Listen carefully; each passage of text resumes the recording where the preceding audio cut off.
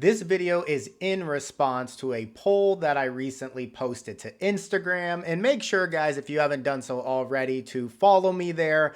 I love hearing what you guys have to say, and I will continue to post some relative political polling to kind of get the pulse of my listeners. So please make sure to follow and hit the like and subscribe button on YouTube as well if you haven't done so already. But back to the more important thing, which is this story. So the poll, guys, was regarding the recent pivot of comedian and podcaster Andrew Schulz and Trump voter, who recently came out and expressed frustration with the current Trump administration.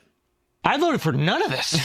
He's doing the exact opposite of everything I voted for. Yeah. I want him to stop the wars. He's funding them. I want him to shrink spending, reduce the budget. He's increasing it. It's like everything that he said he's going to do, except sending immigrants back. And now he's even flip-flopped on that. So when I thought about where I currently stand on this issue, because Schulz is not the first, he will not be the last who does a similar pivot, I really thought about things from three different perspectives. And I'm curious to hear if you guys think I hit the nail on the head in terms of these three different ones, and if you fit in one of them. So the first one is just anger and rage at that video, right? And I think that comes from the fact, because I felt this too, that visceral reaction, that you as a podcaster who is talking about politics were clearly uninformed and chose to ignore certain parts of Trump that were evident to most of us. And you did vote for this. This is what you voted for. He is not doing absurd things that a lot of us could have predicted, and it didn't take a poli-sci major or someone who has studied Trump's entire political career to come up with come to the conclusion that this kind of stuff that we see happening was going to happen. Now, he may have done some stuff to, I guess, Schultz's credit. I don't think credit's the right word, but to prove his point, I guess, Trump verbally said certain things on the campaign trail that he lied about. But dude, Trump is a historic liar. So to believe him at his word is just a laughable joke. You need to follow his actions and what he has done historically. The first time in office, he didn't cut spending. He cut taxes for the rich that exploded the deficit, right? It was one of the biggest explosions of the deficit in modern history. So we've already seen him do that, not cut spending when he was in office the first time. The first time he was in office, he was also a warmonger in terms of like his drone strikes. He had roughly 1,000 drone strikes when he was in office, way more than Obama, way more than Biden. And he also, that is just a rough estimate because he eliminated public transparency that was put in place during the Obama era for reporting drone strikes. So I'm just confused. Did Schulz think like on the first day he would just fix all the wars? Did he really think this individual man had all the power to control Russia, Ukraine, Israel, what's happening in Gaza, Hamas, Iran, all of that just immediately when he's in office? That is just a delusional perspective to even think that was on the table to be real.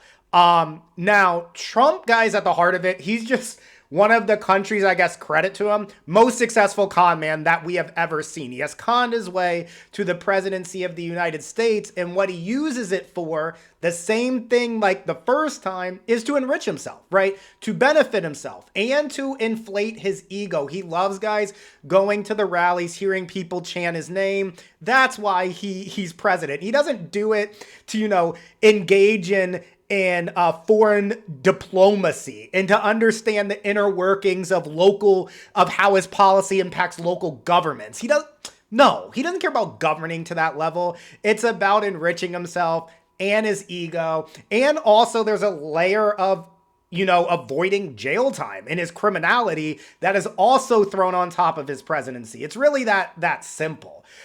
He even, guys, said directly at a rally to voters to seemingly most of his voters, because it is a Trump rally, that he did not care about them and only wanted their vote. By the way, isn't that breeze nice? Do you feel the breeze?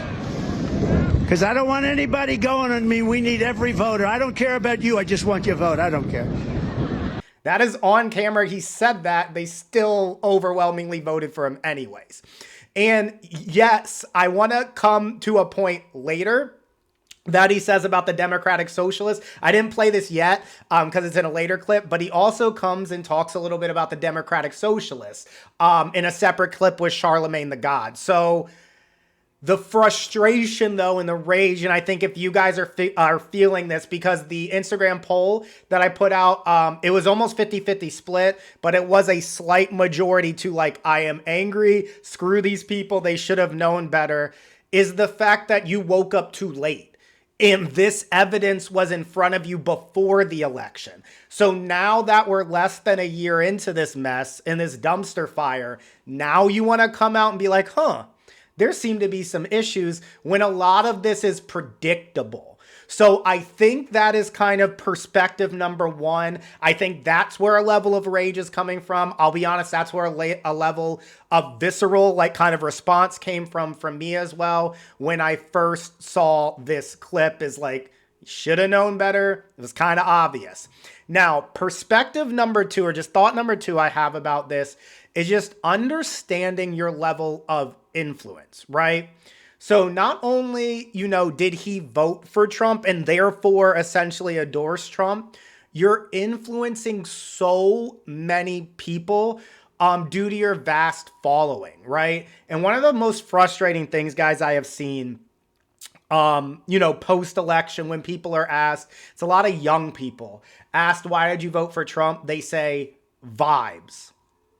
Guys, that comes from like the podcast space, right? And how like young people are consuming media. There's no policy discussions a lot of times. It's just quote unquote, literally vibes.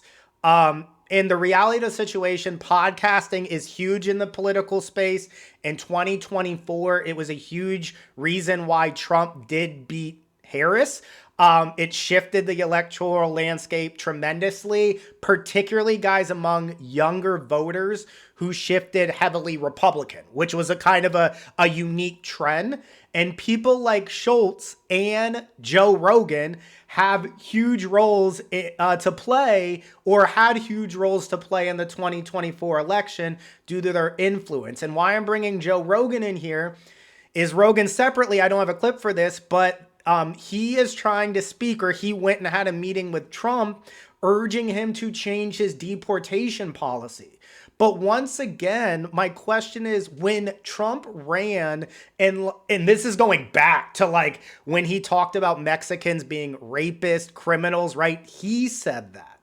So when they said we're going to do the largest deportation campaign in history, logic would lead you to know that is not just going to be criminals and people with criminal records, right? You don't get to the largest deportations in history by only targeting the criminals. There's not that many immigrant criminals in the United States. So it's once again, Joe Rogan formally endorsed him, and now we're in this mess. What did you think was going to happen, right? We have to, people with that big of a platform need to understand their influence. And when they are talking about politics, this is not a game. And I think this is, understanding influence may connect a little bit to that first perspective with rage, but this is not a game. When you are talking about politics that can impact so many people, you really need to be well researched and aware of what you are endorsing and talking about. And many people, guys, the reality is many people in the podcasting world, particularly the big ones that most of us listen to, right, with large followings, they are doing well. So they're not impacted by what happens with government. So regardless of who's in office, generally, they are fine no matter what.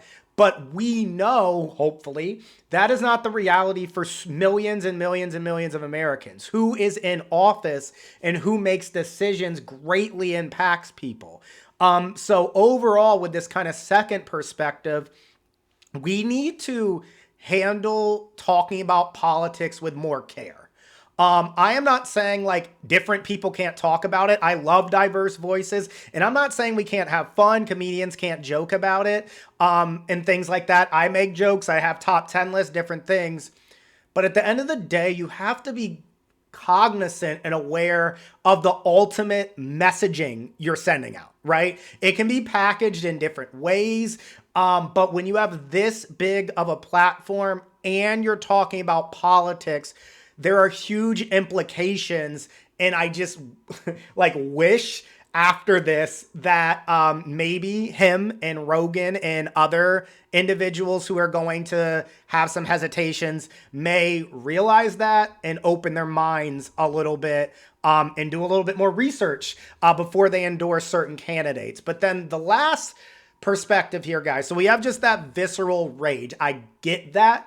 I feel that. Those of you who voted on that poll, I get that. Then I have just a second realization of like, we need to step back and understand our influence when we're talking about politics. And then, guys, the third perspective for me is just a realistic strategic situation of moving forward, because his audience does not listen to liberals, progressives, right? A lot of the right-wing platform is just own the libs. Guys have heard me say that over and over and over again. It's not really policy. It's hating the other side. So they're not going to listen to podcasts like this, likely. They're not going to listen to other progressive left-wing podcasts. And what you're never going to hear a vast, vast majority of MAGA say, like 97%. That's not well researched. I like to be fact-based here. So let's just say a vast majority of MAGA say, they're not going to say like, oh, the Democrats were right, or Kamala Harris would have been better, or the progressives were right, or the liberals were right, or the left wing was right, right? That is not going to happen. And they happen like once in a blue moon, but there's not going to be an overwhelming, eye-opening, awakening experience. So I feel like progressives, and I'm going to try here, like I'm going to keep putting out the platform, but to think that we are going to point out how they were wrong over and over again, and that will change the view of staunch right-wing voters coming from a left-wing perspective, I just don't think that's reality. I think it's much more likely for someone to change their mind if someone like Schulz or Rogan, who has already impressed upon a certain young generation, they change their opinion, and then that filters down. Because I just don't think, like I said, they want to hear, they meaning a lot of right-wing voters want to hear from softy liberals or whatever, tagline they want to put on us left-leaning people. My goal here with this podcast, guys, is really not to change minds of Fox News viewers, right? It's really to spark some interest and create some connection for people who maybe aren't as engaged in politics, or people who are newly engaging in politics, right? I think that is, and like some independents who kind of go back and forth. That is a much more, I think, powerful strategy than trying to take a 77-year-old Fox News viewer and convince them that AOC or Bernie Sanders or Zoran Mondani is the way forward, right? I could be wrong, but I just don't think that's a good use of time. So that's my ultimate point, guys, is I think here, looking at perspective 3, maybe Schulz will start actually parroting progressive talking points rather than right-wing talking points, which would be beneficial due to his, like I said, his influence, the number of people who follow him, the number of people who listen to him, regardless of how you may like that or not, he does have a big following. So to this point, Schulz did just say that the progressive wing of the Democratic Party is truly America first. So I'm going to play that clip for you now that I mentioned earlier in this shorter video. And to be honest with you, I think the only party right now that you could say actually puts America first are the Democratic Socialists. Like, if you really want to talk about, oh, rah, rah, rah, MAGA, America first, no. MAGA ain't America first in right now. No. It's going against what the base wants. Absolutely. Inflating the budget, Absolutely. Continuing the foreign wars. Absolutely. Like, the only party right now that is America first, meaning I want to help American people. Maybe the way they want to do it won't work and it could be detrimental, but at least the messaging and the intentions are to help the American people, are the Democratic Socialists. So I cut Charlemagne off a little bit there at the end, but admitting that the Democratic Socialists are truly America first is an insane, I'm going to do a wrestling reference here, it's a face turn in this case, going from white wing to a Democratic Socialist. That would be a heel turn in my world. But nonetheless, that is something I would not have expected to come out of his mouth. And guys, it's something maybe none of his listeners have ever heard about. And definitely not potentially from his mouth or the mouth of someone they consider right wing or not a liberal, at least. Now, I would debate him, of course, in terms of it being detrimental as a whole, particularly compared to the status quo, but that is a separate conversation. The fact he even said they were the most America first was a shocker to me, someone who follows a lot of this more closely than, let's say, the average person. And to that, I want to do an important note here, guys. These podcasters generally don't have a strong, principled stance on policy, okay? They largely just go where the wind blows. Remember, I mentioned vibes earlier. So whatever's popular. So for instance, Joe Rogan was really with Bernie Sanders when he had his huge surge. And then he was with Trump when it was cooler to be with Trump and kind of hate on Biden, right? So it is important to understand that they are not guided by like, these are principles, policies that I abide by. It is a lot of vibes. So it is really important to be aware of that when you are listening to your different podcasts. And also, guys, a lot of them, their goal is for viewership. Right? So their opinions often change with popularity because that attracts eyeballs, which attracts views, right? Which makes them money. So that is also something to keep in mind. Now, my ultimate final message with this, outside of those three perspectives there, the rage, right? That I get, the understanding your influence and just the strategic idea of kind of moving forward. Media literacy and education are so critically important. We must invest in education, including public education, mainly public education, far more than we do. And we need to make higher education more affordable.